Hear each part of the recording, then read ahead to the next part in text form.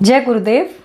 तो अपनी personal year की सीरीज को आगे बढ़ाते हैं। आज बात करते हैं नंबर 7 की। नंबर 7 जो कि है केतु का नंबर। पर्सनल ईयर नंबर 7 कैसे आएगा कि आपकी date of birth plus month plus 2026 को अगर आप ऐड करते हो, सिंगल डिजिट पे लेकर आते हो और वो 7 पे आता है, तो यानी कि ये वीडियो आपके लिए है।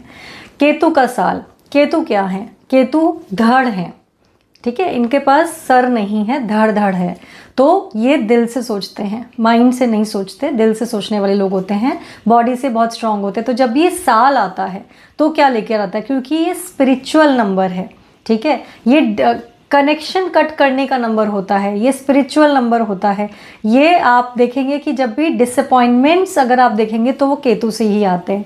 तो ये ऐसा नंबर है। अगर आप स्पिरिचुअलिटी के पाथ पे चलते हैं तो केतु की ब्लेसिंग्स आपको मिलती हैं, अदरवाइज आपको डिसअपॉइंटमेंट्स मिलते हैं। तो ये साल आपके लिए क्या लेकर आएगा?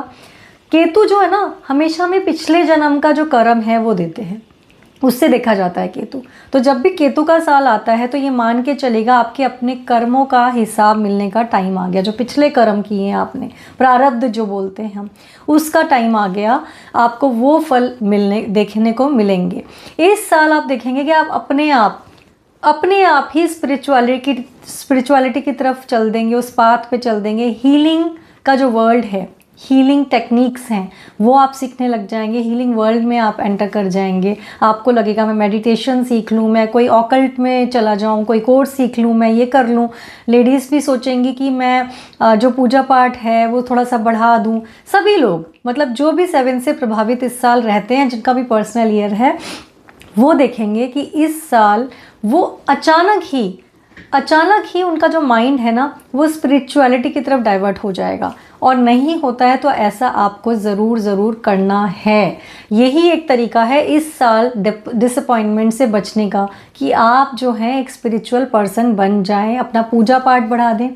लोगों, अगर आपको पूजा पाठ पे विश्वास नहीं है तो एटलीस्ट सेवा दे, कोई ना कोई ऐसी चीज़। जैसे कि अगर हम नहीं पूजा पाठ करते तो डॉग्स की, एनिमल्स की सेवा करना, उनको खाना देना, चिड़ियाओं को खाना डालना, डिसेबल लोगों की हेल्प करना, गरीबों की हेल्प करना, कोई भी ऐसा काम जो सेवा का वो हो। कहीं मंदिर में जाके आपने झाड़ू लगा दिया, कोई गंदगी कहीं फैली हुई है वहाँ सफाई कर दी, किसी को कोई चोट फेट लग गई है उसकी हेल्प कर दी।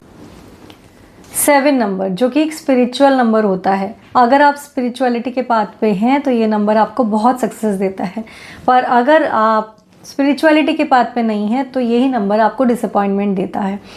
स्पिरिचुअलिटी का पाथ क्या होता है? पूजा पाठ करना, मंत्रों जाप करना, ये तो स्पिरिचुअलिटी है ही। पर साथ साथ किसी का भला करना, किसी के लिए अच्छा सोचना, एम्पैथेटिक अप्रोच रखना, सामने वाले का दुख दर्द समझना और उसकी मदद करना, इसे कहते हैं स्पिरिचुअलिटी का पाथ।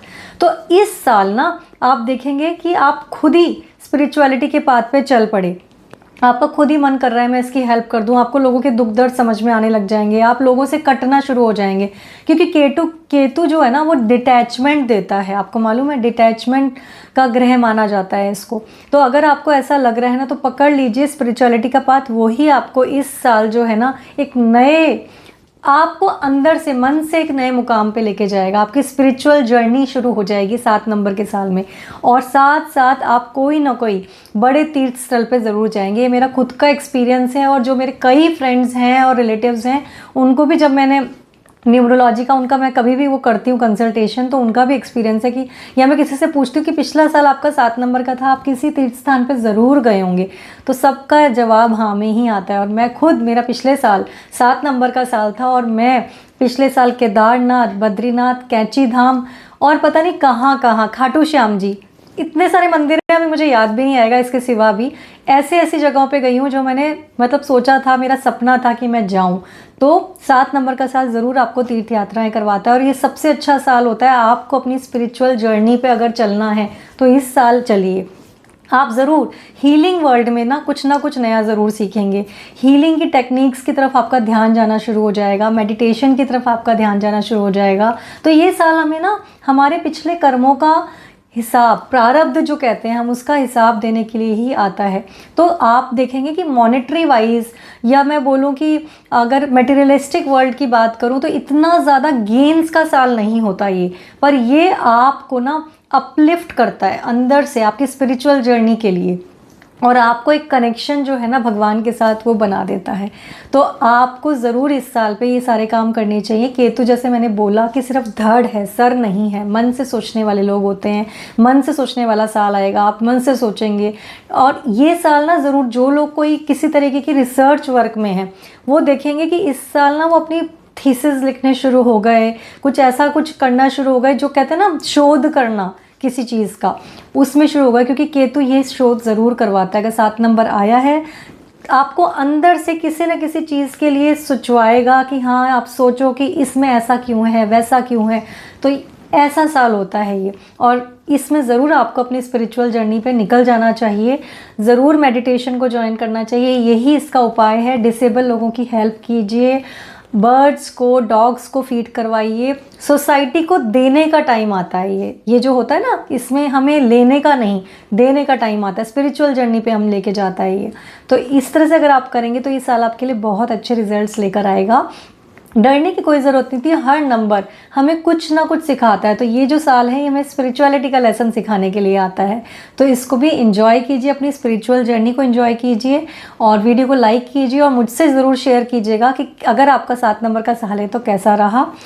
अब बात करते हैं कि 7 नंबर कौन से ड्राइवर और कंडक्टर के लिए अच्छा या ख़राब रहेगा। तो 7 नंबर सभी के लिए, सबका फ्रेंडली नंबर होता है। तो चाहे कोई भी ड्राइवर नंबर हो, कोई भी कंडक्टर नंबर हो, सभी के लिए सेम यही रिजल्ट्स जो मैंने बताए यही लेकर आएगा।